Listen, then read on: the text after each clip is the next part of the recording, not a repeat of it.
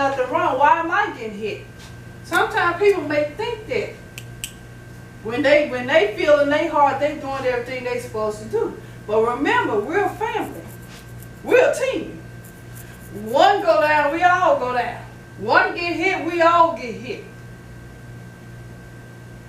So if you're among this spiritual family, you got to face the consequences right along with everybody else. Because let's say you doing what you're supposed to do, but your brother and sister is not. And you know your brother and sister is not. If you see your brother and sister is out of order, you should go over there and talk to them, encourage them to get back in order.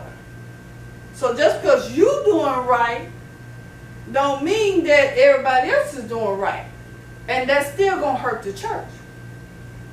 So when you're in a season of brokenness and you're trying to be healed by God, this is the time that you got to, God, don't just heal me, heal my sister and brother too. Because they were out of order too. Forgive me because I didn't go to help them when I saw when they was out of order. I didn't go to help them. Forgive me for that. And heal me, but heal them too. Because it's not going to do any good for you to get healed and they still out of order. The church is still going to be falling by the wayside. Because it takes everybody as a whole. Just like it takes every part of your body to function properly for you to be properly going. But if something is out of order, there's a sensor in your brain that basically puts your body like this. You become real tense because you're feeling pain in that certain area. So your brain tells your body, don't move, because you're hurting. Don't move. So everything basically starts to shut down. Okay. Previously, there was no way to see tumors before they discovered this X-ray machine. Previously, there was no way to see tumors, bullets, or broken bones from outside the body. Because remember, not every broken bone pierces the skin. Now, if it's an open fracture, it'll come through the skin. But there are sometimes when it's broken internally, and so you can't see it. So you may not know. You feel pain right here. Your whole arm may hurt, but you can't tell them exactly. It's right here, exactly right here. You can't necessarily tell them that, because you don't know exactly where that bone is broken at. You just know your whole arm and fingers and everything else is hurting. So, assessment either had to be made from what was visible on the outside, and this was something else that was interesting. They either had to visibly be able to see it, or they had to basically cut you open to see where the broken bone or the bullet or something was at. So this X-ray was a very important technology that was created to keep them from having to basically do more damage. So the medical field understands how important it is to be able to see what isn't initially visible to the naked eye. When we have an unknown aches and pains, or when things just don't seem right, it's not uncommon for the doctors to take an X-ray or what is called an MRI or ultrasound scan to look for problems, or a CT scan to look for problems so that they can get beyond the symptoms to the root of the issues. So God has to use his very own X-ray machine called the Holy Spirit to help each of us see our areas of damage to properly assess how to heal those areas. Now, I'm going to discuss the 7 churches. And we know all about the 7 churches that is found in the book of Revelation.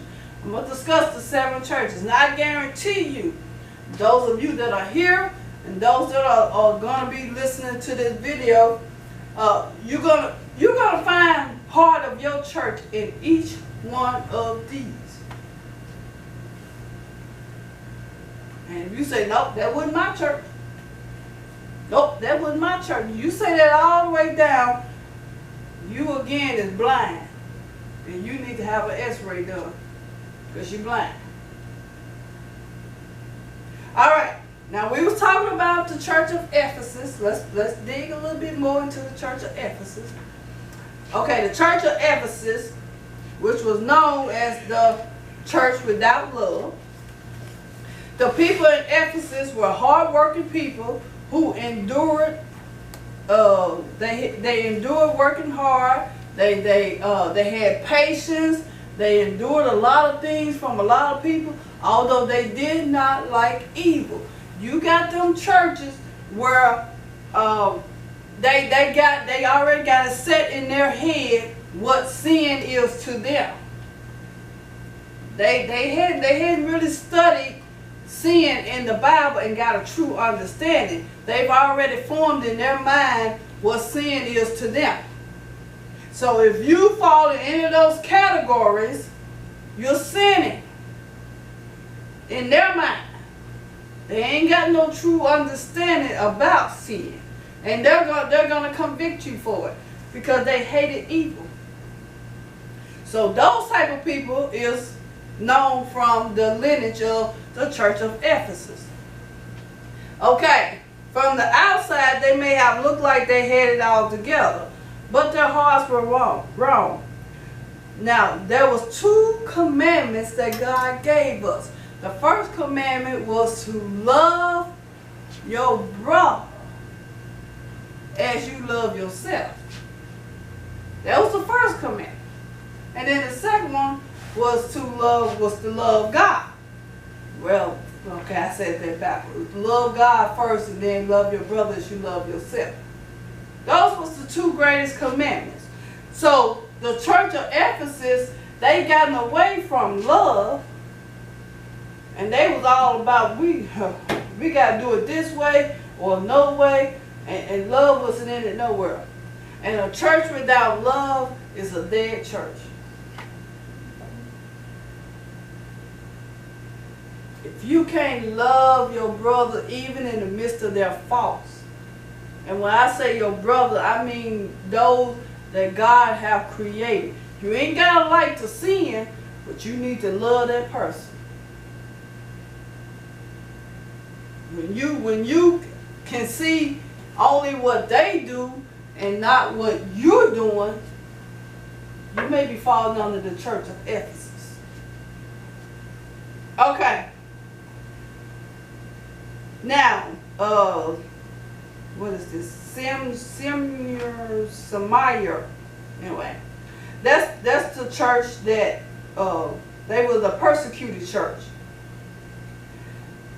There was no rebuke for this persecuted church, although they were continually under physical hardship.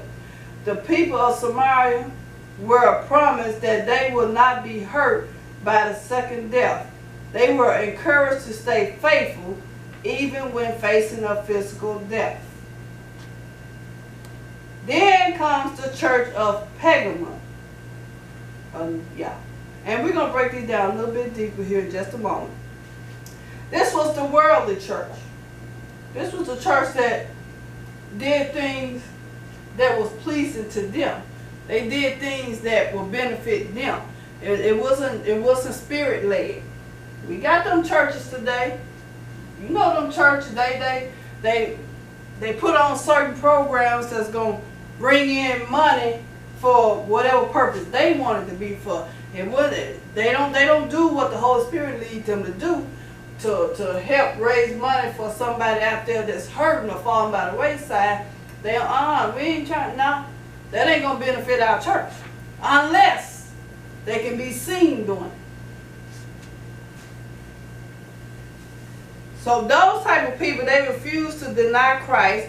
They allow sin like idols, immorality, cults, and heresies to remain among them. Then you got the Thyatira church. Now, this church had love, faith, and good works. They were even patient people who were eager to grow. Where they fell short was their doctrine, which was it was about idolatry, sexual sins, and pagan tradition. So in other words, they created their own doctrine.